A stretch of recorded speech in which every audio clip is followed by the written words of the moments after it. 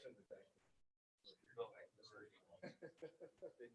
They edited, or not edited, but they said that this is not. Yeah, just question a few things on you. Yeah, the same thing way the media's been going, same thing Facebook. Yeah. So I said, This is not verified. so I wrote him a long email response to it, saying that this is why. It's and then at the end, I said, I've edited to your suggestion or whatever. So I needed more of an opinion rather than a statement. Yeah. So. Yeah. What was it about the election? Yeah. Yeah. We got to do something about these elections so that this democracy can't be cheap to win. It doesn't work. All right. We are at time. So, I don't have a gavel.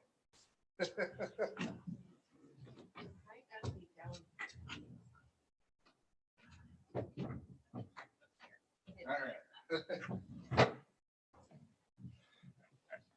All right, let me know when we're filming. We're good? Okay.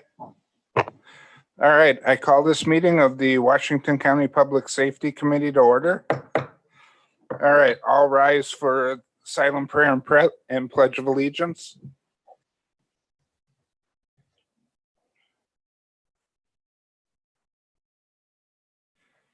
I pledge allegiance to the flag of the United States of America and to the republic for which it stands, one nation, under God, indivisible, with liberty and justice for all. Okay, so for the affidavit of posting, this agenda was posted in the office of the county clerk on the 12th day of November, 2020. Notice was sent to the West Bend Daily News, Express News, WIBD, WMBZ Radio, WTKM Radio, My Community Now, Hartford Times Press, Kewaskum Statesman, Milwaukee Journal Sentinel. All right, and for roll call, we have everybody here except Supervisor Gannering. Consent agenda, I'll entertain a motion to approve the consent agenda. Moved by Supervisor Marquardt. The minutes that were attached was in September 1. Okay, do you want to mention that into? Yep. Just clarification, the minutes that were attached to our agenda were the September ones, not the October ones. But I did review ours, the October's online. So moved. Okay, so we have a motion by Supervisor Marquardt to approve the consent agenda. I need a second. Okay, Supervisor Milliken has seconded it. All those in favor of approving the consent agenda signify by saying aye. Any opposed? Okay, motion carries unanimously. All right, our next agenda item. This morning, we have a couple of individuals here from the Washington County Anti-Trafficking Advocates. They're here to present to us about their efforts as a volunteer organization to help keep our community safer. So I'm going to invite up Wendy Smith, who's a co-founder, and Deacon Steve, who is very involved with the group as well, to talk about their activities in our county.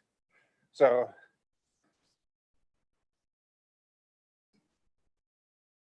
Thank you. Yep.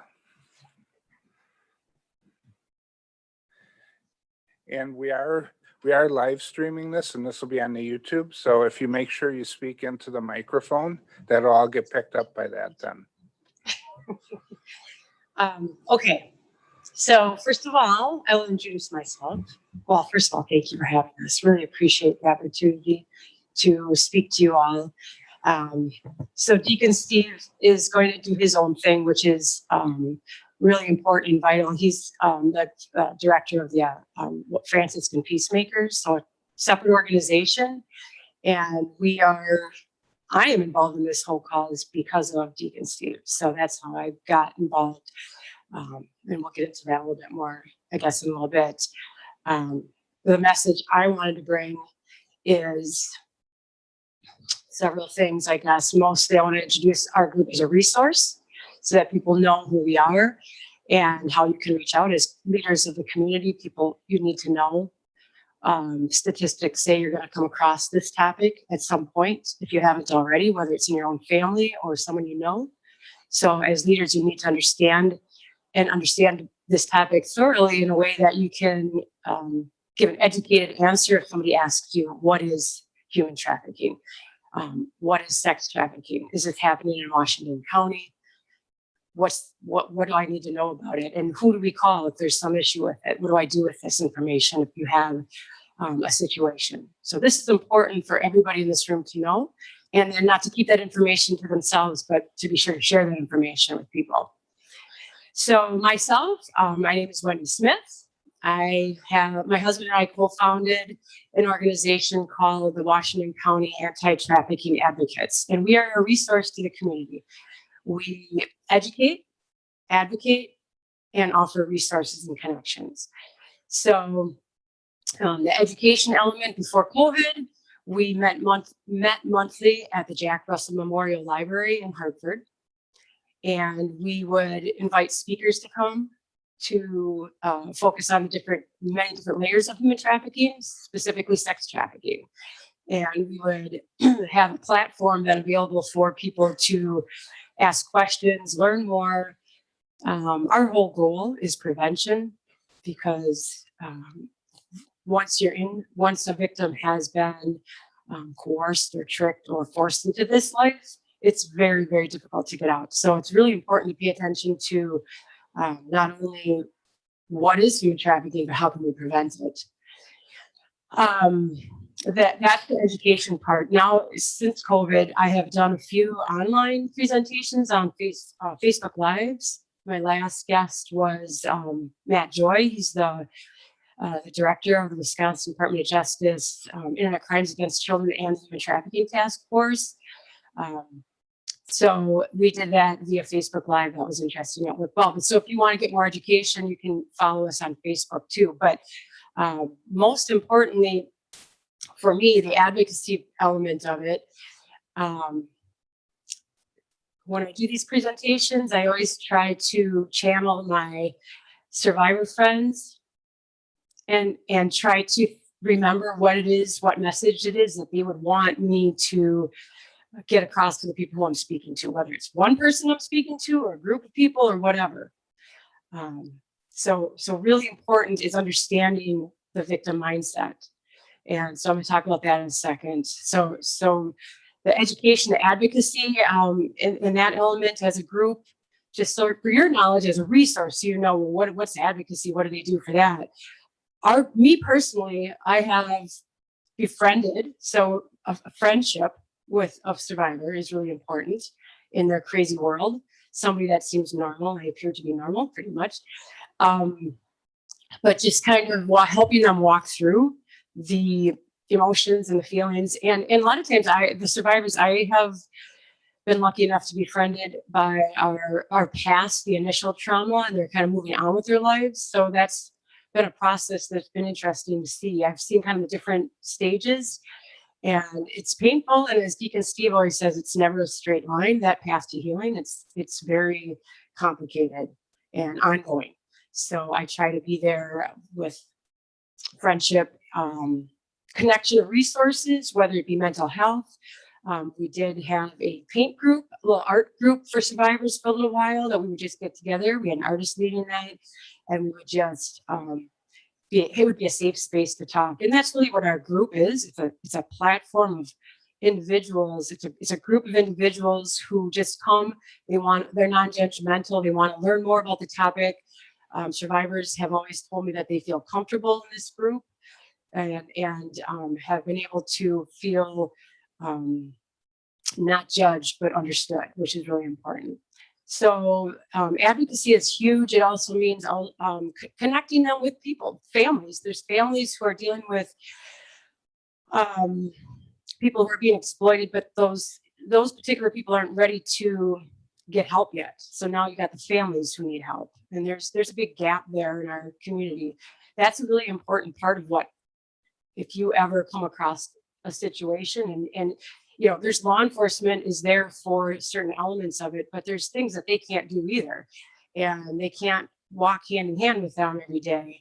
And we can connect with them with resources that can do that. So that's an important thing.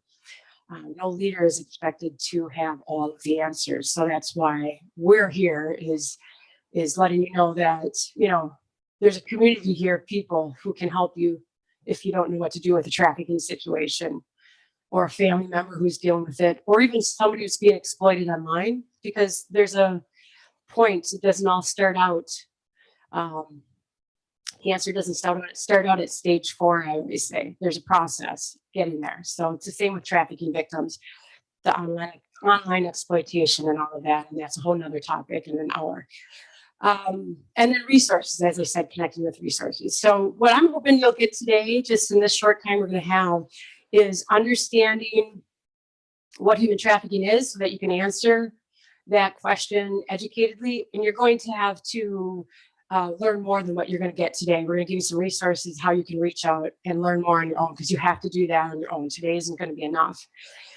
And hoping that you're going to be able to know who your resources are in the community, who you can reach out to. I have some information over there, so I'm hoping everybody here will grab that before they leave. So it's got a list of resources with different organizations. Friends Inc. is here in Washington County. They can help trafficking situations, besides law enforcement, of course.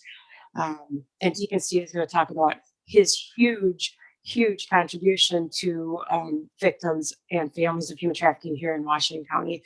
So, and then understanding what is human trafficking. To understand that, you have to understand the victim mindset, you have to understand the buyer, and you have to understand the seller. So there's these many components. Those are the 3 main ones, but there's so many different layers of each one. So if you're just understanding that, yes, men buy girls for sex, you're missing some things. You're not understanding then who the victim is. And as I started out saying, we want to prevent this. And to prevent it, you have to understand who the victim is. It can be your daughter. It can be your next door neighbor, your granddaughter, your son. It can be people you know, and it is people you know. In this group of people, statistics show you know somebody who's been trafficked or certainly exploited online. You just don't know it. And through our advocacy work, which means talking about this topic a lot, I can assure you that once you start talking about it, you're going to be surprised at how many people are touched by this topic. And I'll tell you just a quick story as to how I know this. The very first presentation I ever did was about 5.5 years ago in a large group at the library, the Jack Russell Memorial Library in Hartford. And it was promoting a young gal who was running across Wisconsin to raise awareness and to raise money for an organization that served trafficking victims. And in doing that, in supporting her, I organized this presentation, and we had a packed house, and I just expected to give my presentation. We had a panel of speakers, Deacon Steve as one of them. And halfway through that presentation, a young gal, young, white, beautiful, blonde girl stands up in the back room, and she's emotional, and she is just besides herself that we have a community that came out to hear about the topic of sex trafficking, because she herself was a victim. She just could not believe. She had just gotten out of jail recently. She was working. She had worked through the resources here. She had been touched by the Franciscan Peacemakers as well organization, and she was on her beginning path of recovery and healing. She was a heroin addict as well, and been at that point, I think, 7 months clean. So I tell you this because she's an important part of my story. After that presentation, her and I met, and she was kind of a wild child at that point, but just shocked at the community and just that people were there. And we had a bit of a bond somehow. I'm not really sure how that happened, but we remained friends and have done many presentations, the 3 of us together over the years since then. But the point in telling you this is I went back to work. So those of you most of you don't know who I am. My husband and I own a gift shop in Hartford, in downtown Hartford. And it's important to know that because that is like my office. That is where I've had most of my conversations with people over the counter on this topic. Because once we did that presentation, those people there knew where I was from. You cannot believe the amount of people that came into our store after that, asking and talking about that topic and wanting to learn more. And that is why the Washington County Anti-Trafficking Advocates Group was formed, was because I started talking about it more to people. More people started telling me stories. I was shocked. I was shocked that I did not know this was happening in our community. I was mad that I didn't know, mad at myself. I didn't understand how this could be escaping all of us. So that was why, after more and more people and more conversations, I knew we had to start this organization, and that's how the group started. And so that's why I know that if you, each one of you here, you talk about the stuff that you've learned today, you take some of the resources that we're going to offer you, and learn more, and that's so that you can talk about it educatedly. Because trust me, when someone's like, well, what is sex trafficking? And then you try to explain that to somebody, it's not as easy as you think it would be. When I interviewed Matt Joy, even he read off of a sheet the exact explanation, definition, because it is complicated. But the fact of the matter is people are being exploited sexually, and they're doing it, they're being tricked into it, and they're being or forced into it, and they're making it look like they like it. So that's why it's like just a strange thing on the other side. People like us don't see it. You think that they're willingly doing those things, and the fact of the matter is there's a huge story behind it that you don't understand, and a huge history of exploitation that typically happened before they got to that point. So I didn't probably do a great job explaining what human trafficking is, but I'm going to let you do that. But really, I really wanted you to know that I am here in Washington County. My husband and I, Jason and I, own a gift shop called Faith and Giggles Gift Shop in Hartford, downtown Hartford. And I'm telling you that you can come and shop. We'd love that. But I'm telling you that because we're open 7 days a week, and we're there 7 days a week. And you're always welcome to come in and talk about this topic. So if you run into a situation down the road, I have my business card over there with my cell phone number written on the back of it. But I want you to know that if you just informally, because that tends to be how we mostly talk to people. It's kind of an informal, they come in, oh, I heard you talking so-and-so, someplace, whatever. I have this weird situation. You know what? I'm asking you to come and talk to me because I am not going to have all the answers, but I most likely in my 5.5 years of networking, which I've done a lot of it, can probably connect you. I know I can connect you with somebody who can help you. So that's what I'm telling you. I don't have all the answers either, but I know I can connect you to the person who can help you.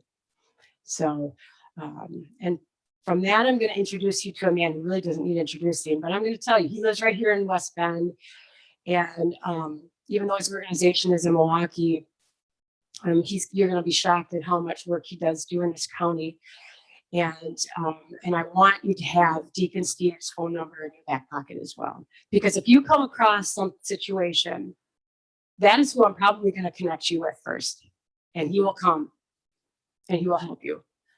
Okay, so with that, thanks for listening. There's going to be probably some questions, but I guess we'll do that afterwards. Okay.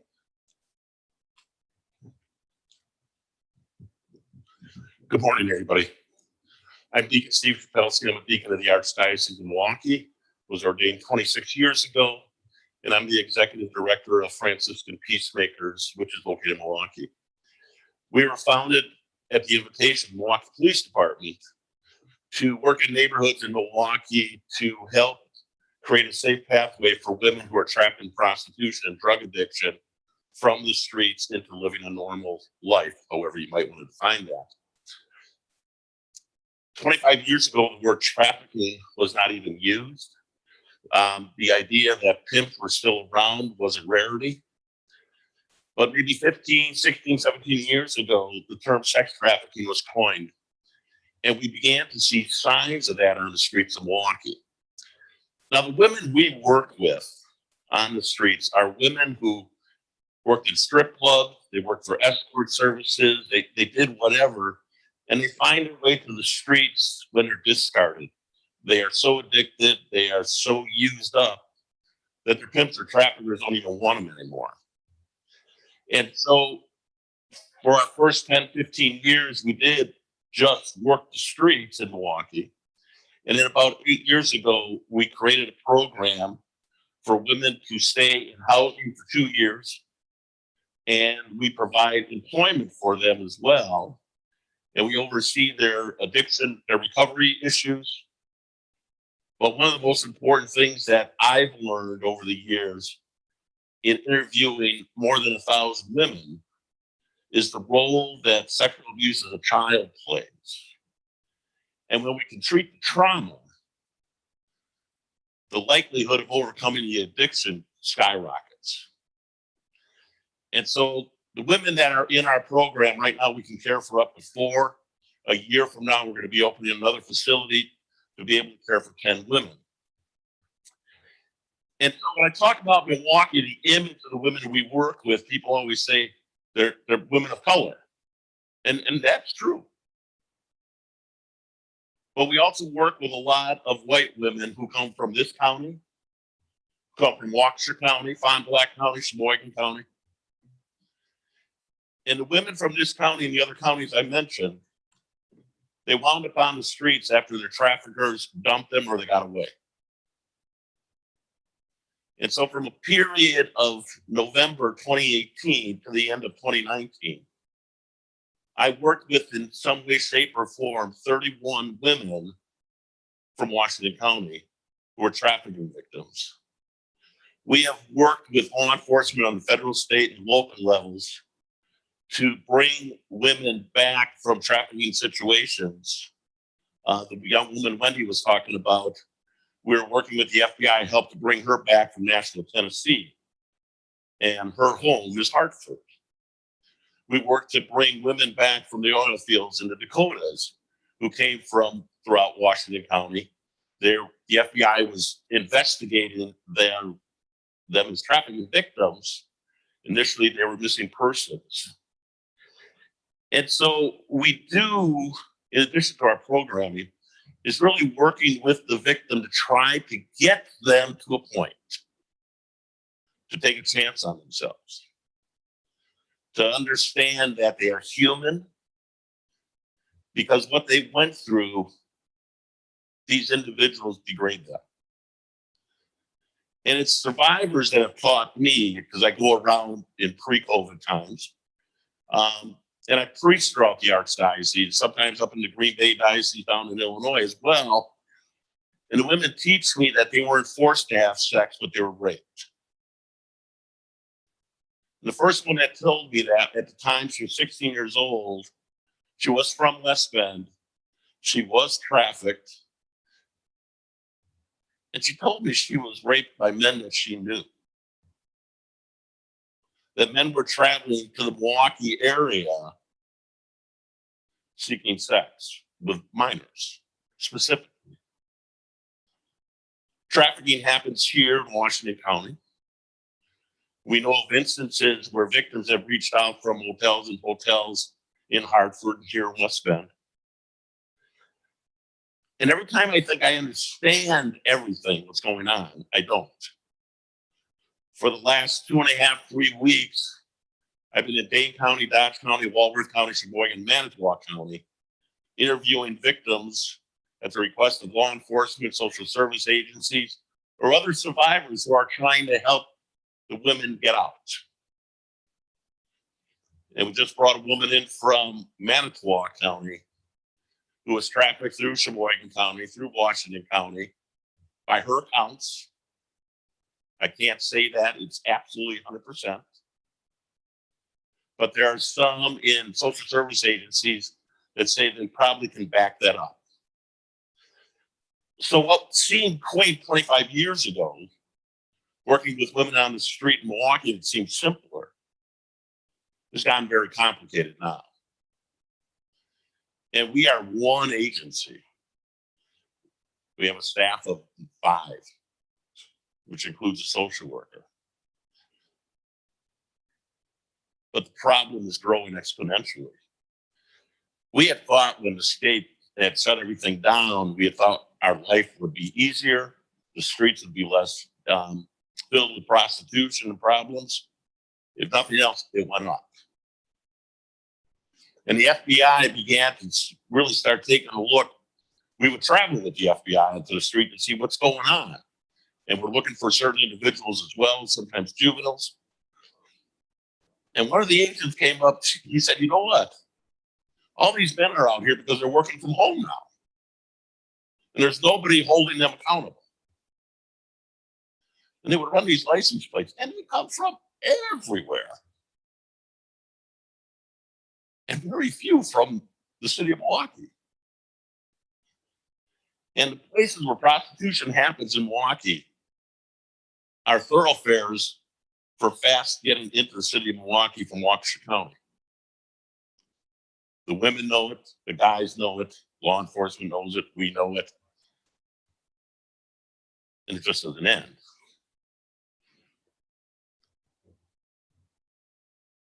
I'm going to close with 13 minutes from my house. I was meeting with a trafficking victim just over the Washington-Sheboygan County line. And my two colleagues, who happened to be black, had gotten there 3-4 minutes ahead of me. And they got there and said, we just didn't know what to think. You know, nobody was there, nobody answered the door, even though this was a preset appointment. And the mom came out. And this was her daughter. The mom was a meth addict, now in recovery. The mom trafficked her daughter for drugs when she was a minor. In the room was the victim's 7-year-old daughter.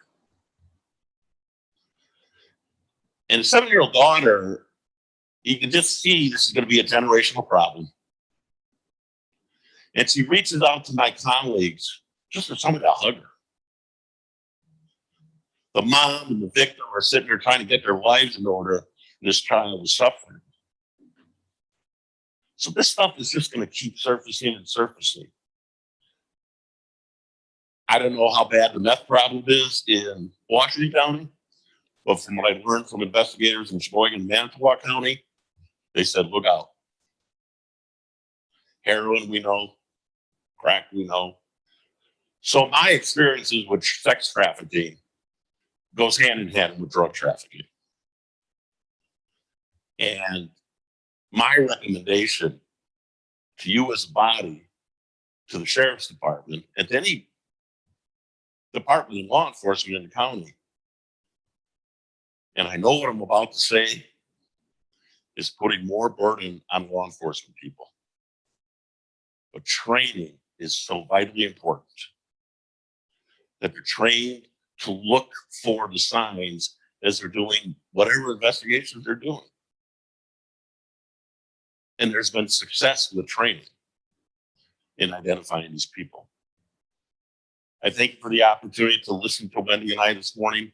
The social enterprise we employ our women in, where they make soaps and lotions and candles and all sorts of stuff.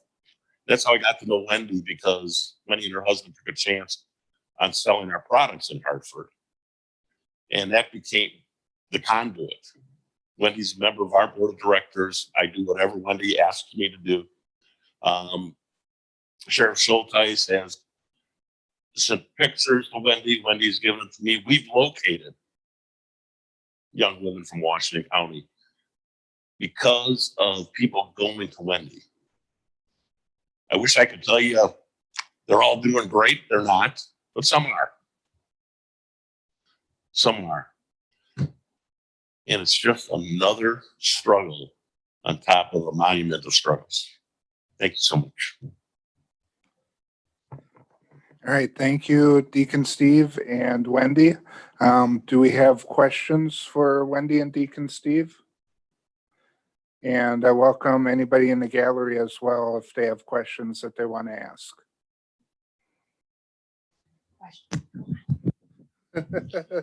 I have more of a comment than a question. Yep. I just wanted to publicly say that I have the utmost respect for both Wendy and Jason and her organization and Deacon Steve. The Sheriff Department has a great working relationship with Wendy. Our ties go back actually to the U.S. Open a time when I ran the U.S. Open, the security for it, and I was so focused on the security operations, and she brought human trafficking to mind, and it's something I never even thought of at that type of event. And since then, we've like I said, we've had a very good working relationship. We've done presentations. I have Wendy and Steve's cell phone number in my phone because they really do fill an important gap in this area. Washington County has certainly had cases of it, but what I know is the cases that we've investigated and they are certainly not reflective of the extent of the problem. It is so underreported, and they do an awesome job of just talking about it and bringing that topic into public view. And for that, I do thank them. Yep. Thank you. And one of the things Deacon Steve mentioned is you giving them pictures of missing people that might be human trafficking victims, and them being able to locate, in some cases, those individuals. And that type of cooperation, in my mind, is huge in combating this problem. So I thank everybody for that cooperation. And yeah, absolutely. So here's good. Either one, yeah. If anything, and I've been like Sheriff Schulteis, I've been in this since the U.S. Open in my former life. But if anything you can do today is get both of their phone numbers in your cell phone, because you never know when you're going to come across something and need that resource. That's the biggest thing. And get them both in there. So Marty and I have the same numbers. So that's a good thing. All right, thank you. And Deacon Steve mentioned the training is so important, and I'll have to admit, we have not trained to the extent that we should have, but since my association with them, I've stressed that we've at least sent detectives and investigators to those types of trainings, because if we run into those types of individuals, I at least want to have some resource, but he's probably right that we should do more training on it. Yep. I know a lot of the enticement can happen over the internet. And, I have 2 teenage kids, one's a daughter. I've opened a dialogue with them on this topic. And it's interesting, my daughter has told me about some of the unsolicited things she's received. And she's very good at immediately blocking those individuals. Like that's just an absolute hard stop. She immediately blocks that account so they can't contact her anymore. Do you want to share any info on what you're seeing on internet enticement? Well, that I don't know that, but I love that you brought that up, and I do actually have a resource of, first of all, I guess what to do, which is really important. First of all, having a game plan ahead of time with your kids. They call it like a safety plan, like you would for a fire drill. What happens if we have a fire in the house or whatever. Same sort of idea. What happens if you see something online that is inappropriate, and they will. Yep. There's statistics. I mean, there's all sorts of studies, of course, and I don't know if any of them are 100%, but there are all sorts of statistics. One of them being that any of the kids that are online, if they are on a chat platform, they have been what's the phrase they use? Touched, so to speak, virtually by a predator at some point, and they don't even know it. So, and it happens often. As you said, there's so much inappropriate stuff online, and these people and these predators are, well, with the pandemic, as Deacon Steve said, that online exploitation has also gone up, and that is also a product of predators having more time to be at their computers at home with nobody holding them accountable. So it's definitely affecting it. And having a safety plan, knowing what to do when you see it. Now, this is something I'm glad you brought this up, because I had a mother who reached out to me. Her daughter she had just found some inappropriate content on her phone, and she was shocked. It was a few pictures of herself that she had sent in bra and underwear. She's like, I think that's all it is, but it was shocking. She's a really sweet, young 14-year-old Christian girl, and the family's a very nice family. I know the family, actually. I used to belong to the church they belonged to. And in my head, knowing what I know, I'm thinking probably not all that's there, but I listened and offered, and this is the advocacy element, offered my ear. And I said, well, let me know. She's like, I don't know what to do with this. And I said, did you, first of all, go to the police department, go to local law enforcement. They understand online exploitation. And she's like, but I don't know, there's really nothing illegal yet. And so we had this conversation. And that's something that when a parent finds this shocking material, that is what they do. They freak out. I've been there. I have actually freaked out, even though I'm the one who should know. This is a few years ago, but that's why I've learned from my mistakes, because that is not productive. But the point is that she investigated further and did find much worse content.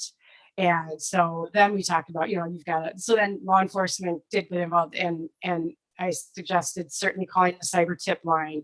And there's things that you should do to connect the dots nationally, because these guys were from Missouri, so they weren't even local. There was one local and then two that were working together in another state.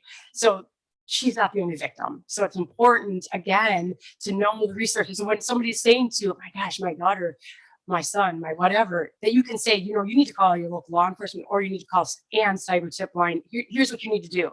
So I have sheets like that. And so with all that information, but also getting the family plan in set ahead of time, so that kids, you're lucky that your daughter does that, because most kids aren't doing that. You know what I mean? That's not easy for a teen to do, because they think they're going to get in trouble. And so they just don't tell the parents. That's what my teens did. And so I had to find it on my own. So it's not easy. It's a very, very gray area, and it's not an easy thing to navigate. And to add on to your point about my daughter, part of the reason she does that is because I came to one of your meetings and I opened up that dialogue with her. Yes. And it was through that she began telling me some of the situations that she encountered, and that she would immediately block them. No kidding. So that is fabulous. And when you talk to the kids about it, you're not only helping your child, but encouraging them to talk to their friends about it, because they are so powerful. They have the power. The kids have the dialogue with the other kids better than us parents do, even most of us. So what you just did could really have started something really amazing. And I've heard these stories over and over and over, but you're telling me that a person gets educated and boom, things change. And then I'm sure that you've heard other stories from other people. The more you talk about this topic, the more you're going to hear things from other people that they've maybe experienced. And so that's something that is really important about not just hearing this, going home and being done with it. It's so important to keep talking about it, keep learning, keep sharing that information with other people to prevent. Did I answer your question? yeah, oh yeah, absolutely. Yep. Other questions or comments? All right, why don't we take a 5-minute recess so we can gather resources, and then we'll convene for the next agenda item. All right, so we'll go on recess.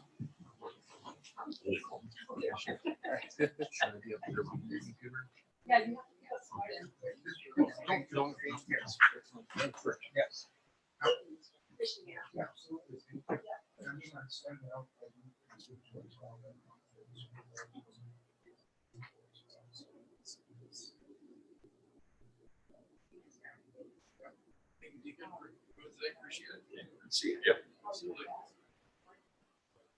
Put Mr. Hanson back to work. Yes. Yeah. That's good. Good. Yeah.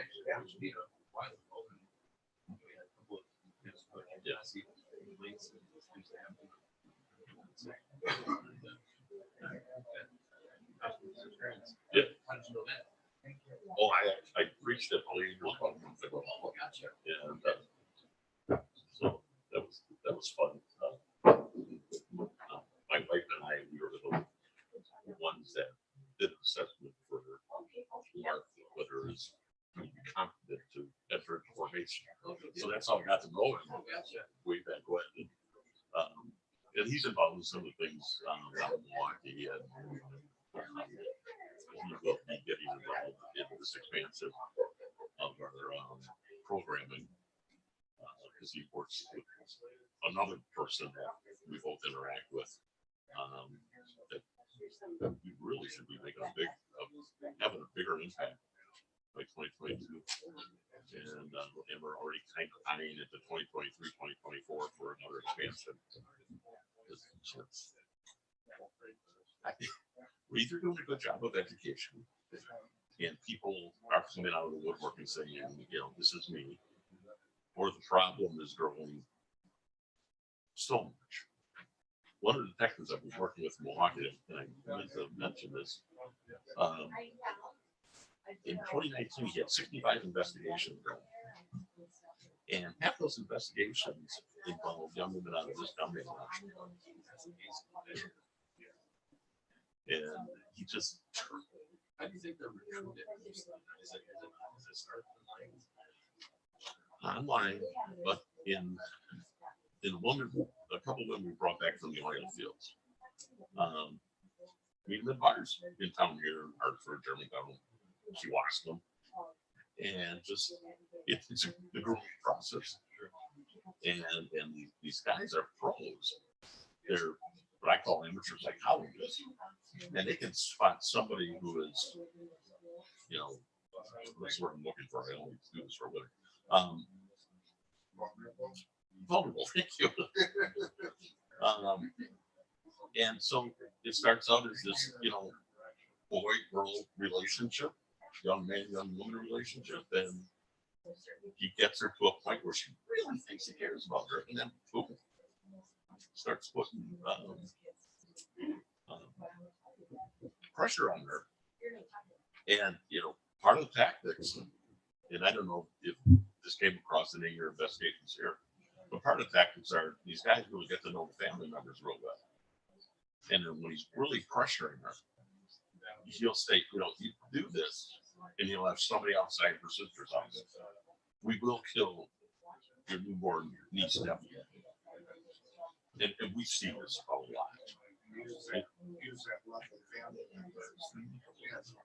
The last 3 assessments I did last week, I mean, that was, and these are not the same traffickers involved. So it's an athlete that's caught.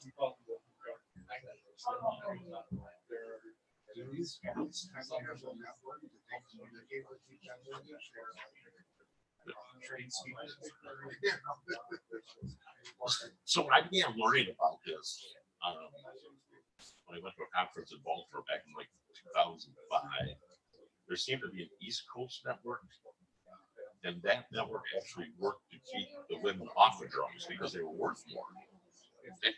And they would do auctions. Now the street tips, you know, the higher they can keep them, the better. And but typically our experience is these guys work independently. They encroach on the territory where we're located in Milwaukee's 34th and Lisbon. And there's been 2 pimp on pimp shootings in the last 8 weeks. Yeah.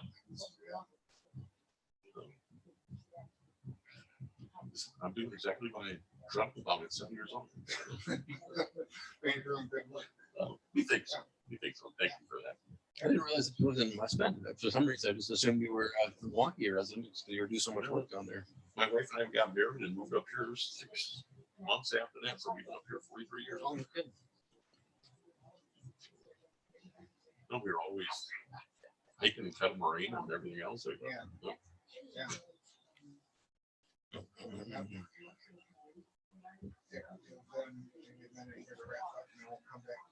Thanks for being out here today. So. We can go Wendy. Didn't.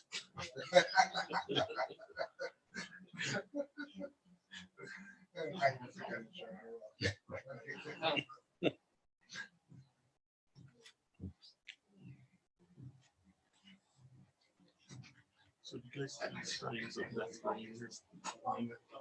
Heroin right now will be a much bigger problem, but at very first, our drug unit is starting to see more and more of it. So we know it's coming. It's scary. Because I haven't heard the word meth in anything in a couple of years. That was the first thing that I'm hearing in there. I guess I didn't realize that was more. I knew it was speaking this way east, I knew it was north by south. I didn't realize it was right far south. They're also dealing with Manthor County anyway. in Detroit, where farms, where the farmers leasing out the farm fields, where the farmer renting out the farm fields to whoever. And so anti-trafficking operations happen in the farms. Or rural operations. That's law enforcement person. Yeah, I suppose. Oh, that's interesting. Oh, okay. Same vendor. Yeah. Okay. All right. I think we're ready to come back to order. I want to again thank Deacon Steve and Wendy Smith for presenting today. Great presentation. And I do plan to send information for the YouTube site to all the county board supervisors and some other county officials so they can review the presentation as well. So thank you. All right, our next agenda item is the furniture project with the sheriff's office. So I'll turn things over to Sheriff Schulteis. All right, thank you. Well, so based on last month's meeting, what I came back with was more of the wants versus needs. So I have three areas I'd like to present to the Public Safety Board or Committee, just for you to evaluate, and we can talk about the some of the areas that I think need to be addressed in what capacity. The first area is the jail. This I probably see as the most pressing issue, but also realizing that it's probably the least visible publicly. I'm particularly talking about the jail briefing room, and it's a small area that there could be up to like 15 officers. Okay, 15 or 16 officers that are in this area, and as you'll see on I got some pictures that it's a little small, and the pictures that I'm going to show you are not staged at all. This is I had Captain Stacer going a couple of days ago and snap pictures, just the surprise attack type thing.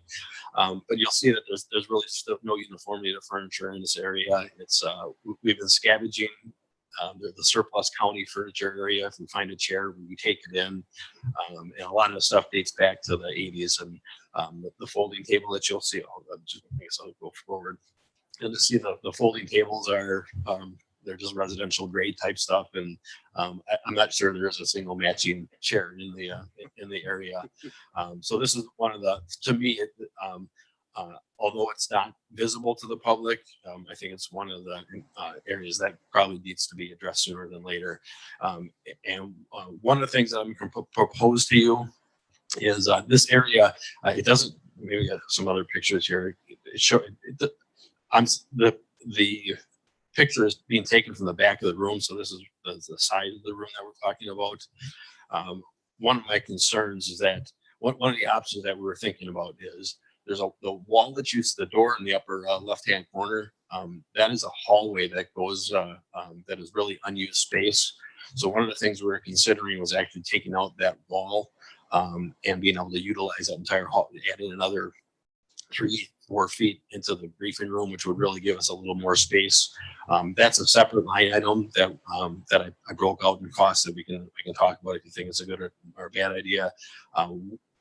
The captain pointed out to me yesterday that we might even be able to utilize some. Is it what account were you thinking of be able to use for it? So a jail assessment fund that we might be able to use that money to actually do the renovation part of it rather than the furniture.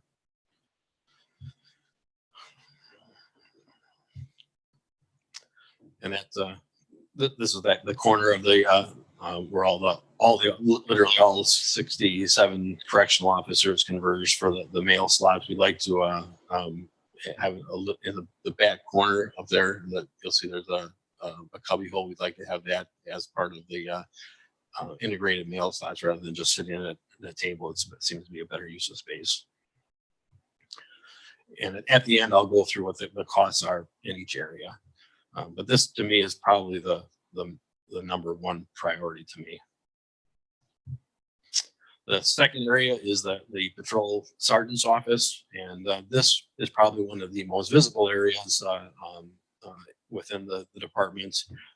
It's located just outside of our main briefing room, so it consists now of 7 workstations utilized 24/7, and the furniture, we don't have dates on them. But the building was built in 1979. And so I'm guessing a majority of the furniture you're going to see here was purchased around that time or shortly thereafter. And you'll see most of the Formica desktops are in various stages of delamination. And you'll see there's actually duct tape holding down some of the desks, and that the locks don't operate correct anymore. We did a cost analysis of, could we have somebody come in and recondition the desks? And the furniture company just kind of said, you can do that if you want. It's going to cost more than if you were to replace it with new stuff. So we did actually look at that. And it is it's cluttered. If you look at, this is the one of the views right now. It's, so each one of those desks is literally from the at least the 80s, but probably even dating before that. You'll see some of the delamination that's taking part and place on some of the desks. And these are they're not going to give you true pictures of what the extent of it is. But some of the duct tape holding the Formica down. Another picture of it delaminating. So I mean, the desks they're usable, but they do have a life expectancy. So this area would probably be the number 2 area that I would like to address within the department. The third area, this is the one where I may be looking for a little more advice from you guys. So the drug unit, this is another area that's not very visible to the public. Public doesn't really have access to it because there's a lot of sensitive data and a lot of undercover officers. So it's not seen a lot, but it consists of 8 workstations, and by 4 of our deputies and then 4 investigators from other agencies. We're in a unique place right now where we were able to get a state grant. I thought it was maybe a $50,000 range, 47,000, something like that, where we were able to get a state grant because we intend on adding a Hartford officer next year. So that it's a benefit to the county. It's a benefit to the city of Hartford that they have a little more dedicated resources, county resources. A part of that grant was that we put in for about $10,000 worth of furniture for furniture and office equipment for a cubicle for that officer. So the decision is that, so we have this $10,000 right now to use, that we have to use. So do we use that $10,000 and not do the rest of the drug unit, or and maybe a couple of years, 3-4 years down the road, do we do it? And maybe it matches, maybe it doesn't. And again, I'll show you the pictures of some of the workstations, and these aren't state pics either.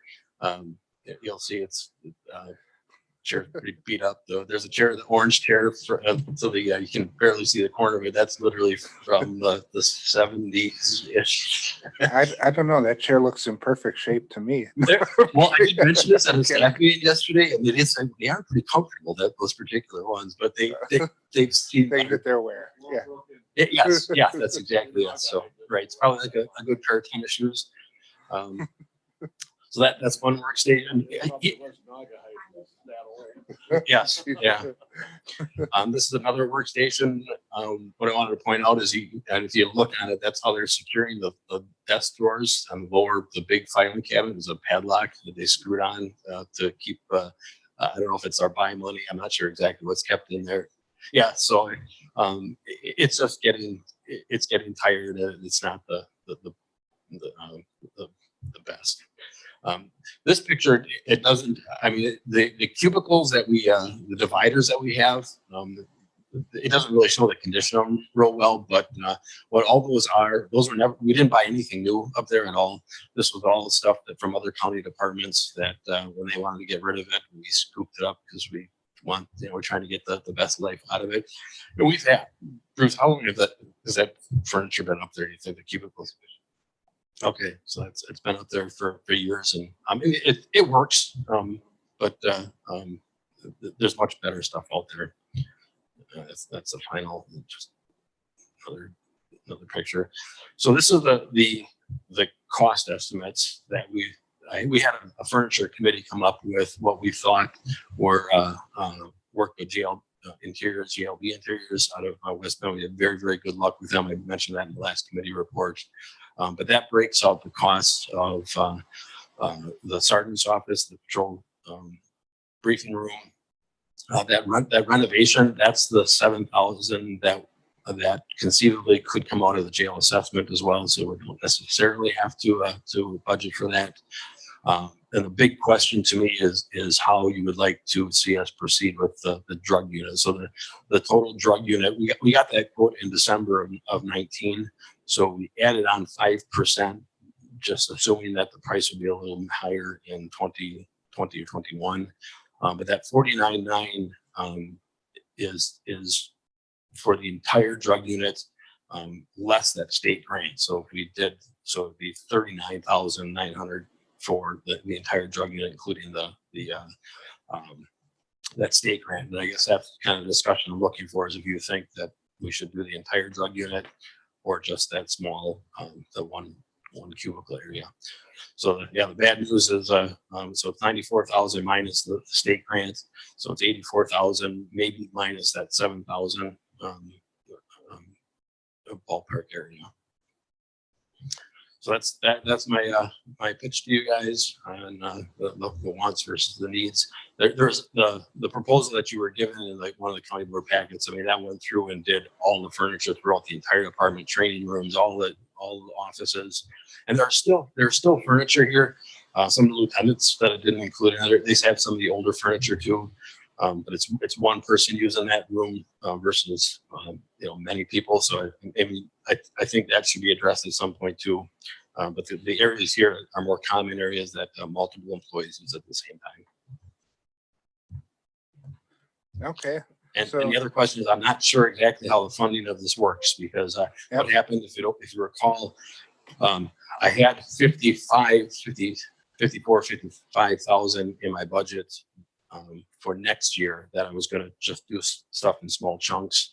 And at the one of the last budget or hearings or committee meetings, it was decided that we should take that money out of the budget and do it separate. But I've never really been given clear direction on how to actually get that done. Yep. Okay, Supervisor or Chairman Creefall.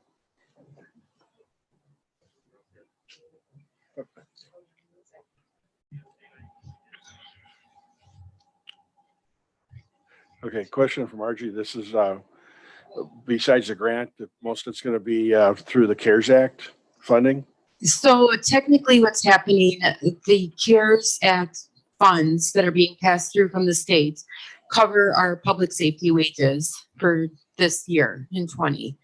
So because of that, we've got about $250,000 to $500,000 of grant money that will be covering our sheriff department wages for one time because of pandemic response and the change in their work because of that. So what we're really looking to do is amend our budget in 20, because the funds that we had budgeted to use for wages, we don't need. We took this out of 21's budget because it's a one-time cost, and we have some one-time funds available this year to do the project instead. So normally what we like to do is match one-time use with a one-time available. And that's what we're doing this year. So we're not using routes money, but routes money has allowed us to free up budget that we could use instead. Thank you. I think, one of the things that kind of strikes me, and I come from a law enforcement background too, and we did the same thing. We were the redheaded stepchild. We were the little brother that didn't get anything new. Everything was a hand-me-down. Everything was like all used. Public safety is our number one priority. And having this goes a long way to having furniture that's usable. It makes everybody more efficient. It helps morale. I think it increases our efficiency of our law enforcement, of our sheriff's department. I would advocate we get this done. It needs to be done. I don't think we need to do tiers or anything. I would advocate take the amount that we have, finish the project, get it done, and give you guys a place where you can work that you can actually, it's brighter, it's comfortable. And it isn't a dungeon filled with, all hand-me-downs. So that's where I'm at with this. So. Thank you. Yep. Other questions and comments and thoughts? Supervisor Milliken? Oh, do you want to use the microphone so the feed will pick you up too? Okay, that 84,000, do you have funding for that? I mean, if you went ahead and did all that stuff, you could come up with $84,000 to do it? I guess that's the question for Margie. She's nodding her head yes. Yes. Well, my personal opinion is you got all this stuff. It's all mismatched and cobbled together. I think you should do the whole thing, get it done so that all the furniture matches, everything presents a good workspace, and I'd say go ahead and do it. Other questions or thoughts? I guess one thing I'll add is when we think about furniture from the 80s and we look at it, and I saw this in a lot of the pictures, the cubby for your legs is real small. And modern furniture, they have a lot of room for your legs. They also have a lot of desk space to put computer stuff on. So about 2 years ago, I had to work for a couple months at a desk with one of those small cubbies for your legs. And I was always banging my knees. And I was glad when I got back to a normal desk.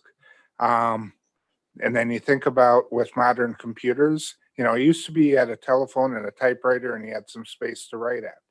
Well, now with a computer, you got a tower, you got a couple monitors, you might have a printer, you might have a scanner, you might have other equipment connected. Law enforcement might have specialized equipment connected to their computer. So modern desks are built with room for all that extra equipment too. And they're built with a lot of leg room. And I look at the condition of this, and I think this makes sense as well.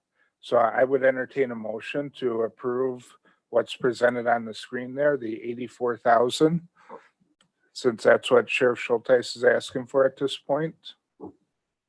And Supervisor Marquardt, did you have a comment? I see your light blinking. So, Well, now that we've got clarity on where the money is coming from, which we didn't have last time, and I'm seeing a discrepancy between the presentation from the sheriff and what was on our agenda. There were some other items on there that brought the total to 140,000 basically. We narrowed it down a little bit. Well, and the fact that, as like I said, it was brought to us last time with 3 tiers and 220,000. And our biggest question was, how does this get paid for? So I guess I'm wondering now if this is a true, one-time opportunity, do we look at maybe the whole package again? There are, I can picture, several lieutenants' offices that have the old furniture as well. I didn't want to be greedy, quite honestly. Well, I guess I'm asking the administration, that's the way it came to our committee last month. And now we're trying to, pare it down and look at priorities and things like that. Do we want to go right back to the other option? So when we had the budget meetings and this was first brought to our attention, the sheriff did note that they were going to try and spread the cost over many years so that we weren't trying to fund this all at once. Right. Our recommendation at the time when we kind of figured out all of the CARES money availability and the impact on our budget was to just, if we've got the need, rather than trying to spread this out, find budget funds in a future year, we recommended that they just complete the project now in whole when we know we've got the funds available. We do recognize that probably in another 20 or 30 years, we'll have another big expense because at that time the furniture will age out again. if not a little bit sooner, but we know that at that time as well, we'll be able to plan ahead for that. But for now, yeah, the conversations we've had internally in regards to this for budget and funding have been, we've got the resources and we've got the need. Rather than stretching it out, we would just prefer to have it done. So, so I'll ask you right now, with the 221,000 that was presented last meeting, be appropriate at this one? We would have If the we wanted funds to go all the available way? for that, yeah. So Okay. like I had noted, we're anticipating anywhere between 250 to 500,000 of unused budget now in the sheriff's office. So 220 would definitely be manageable. Yeah, I would be willing to look at the entire amount then. Okay, so you'd be that was looking at presented last time. not just tier one, but what was presented last Yeah, time. with essentially tier the whole 2 and package tier of 3? need, wants and Okay. needs that the sheriff brought. We were talking about over 3 years or something like that. Since we have the opportunity and the funding right now, I'd consider just going for the whole package. I don't know how my committee members feel. I would advocate for that also. Okay. If we wait, then we do it a 3-tier or 4-tier project, then we have to find the money later. So, and one of the things that too, I want to, we just did the chairman's office, and did furniture there. One of the things that was important when I looked at the furniture was that I'm sitting in that chair and that stuff now, but I want to have something that's going to last and be available for everybody else. So when you do buy your furniture, make sure that it's, don't try to skip on price on it, because then it's not going to last. And then you have another Naugahyde chair in a few years. So, look at the stuff, buy quality things. You don't have to buy the most expensive, but buy quality that's going to last, because it's going to have to last for a while. Yeah, the stuff that we had, I mean, the desks, they were quality at that time. They were very, very good desks, but they just, But it's 40 years, yeah. Yeah, it's dated. I mean, it's more than dated. It's inefficient and doesn't meet the standards that you guys need. Now, I didn't review again the whole list of tier 3 items. The one I remember on there though was the 3rd floor training room, which we had a couple of county board meetings in. And if that's an example of wants, I think back, yeah, if that's an example of one of the want items, when I was in there, when we were in there doing the county board meetings, I didn't notice anything that looked like it was immediately needing replacement or even in danger of needing replacement near term. Do we know anything about the age of stuff like that? And, if that's something that's going to last us another 20, 30 years, maybe that doesn't need to be on there. And maybe there's some other examples from the tier 3. Yeah. But I think the tier 1 stuff, I can absolutely see replacing, and I want our sheriff's department to have good stuff that's going to be functional and not stuff where we're screwing locks to stuff so we can lock stuff, or where we got furniture that's 40 years old falling apart and doesn't have adequate desk space. Yeah, I don't specifically recall exactly what was in each tier. I know the training room was a tier 3. Okay. Yeah. And I can't say that I know the age of the furniture up in the, Yeah. in the training room. Briefing room taken, patrol interview, dispatch emergency conference room, 3rd floor training room, and accident reconstruction. Okay, That was tier 3. that's tier 3. 42,000. So we have to approve like up to 200,000. Take care of 1 and 2.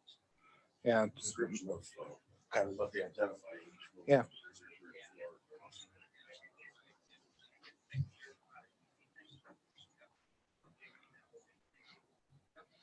Yeah, so the 3rd floor training room, this is from the interior jail business interior. Said currently 3rd floor training room, there's a small portion of tables which do not match the majority.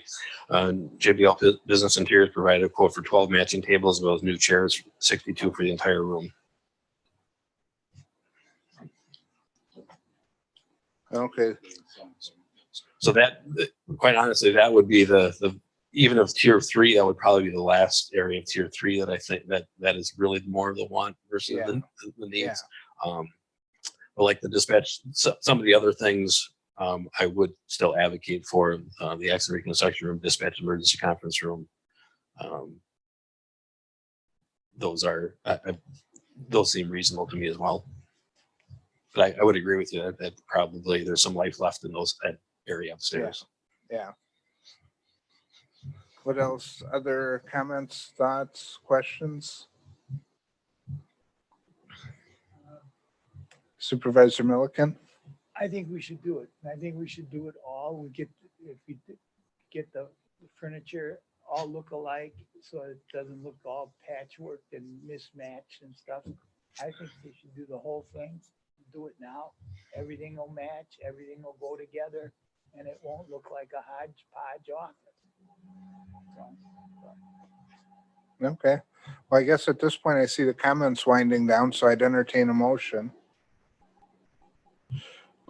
I will move to approve the use of the available funding up to 250,000 was in the motion last week to expedite the furniture replacement project at the sheriff's office. And we'll leave it up to the sheriff to sort that out with jail. Okay, so that's a motion by Supervisor Marquardt. I heard Supervisor Milliken second it. Any further discussion? Okay, all those in favor signify by saying aye. Any opposed? Okay, it looks like the motion carries unanimously. I think we're all set on that. All right. Well, thank you very All much. right, thank you. Yep. All right, with that being the last item, our next meeting date is scheduled for Wednesday, December 16th. And we stand adjourned. Thank you.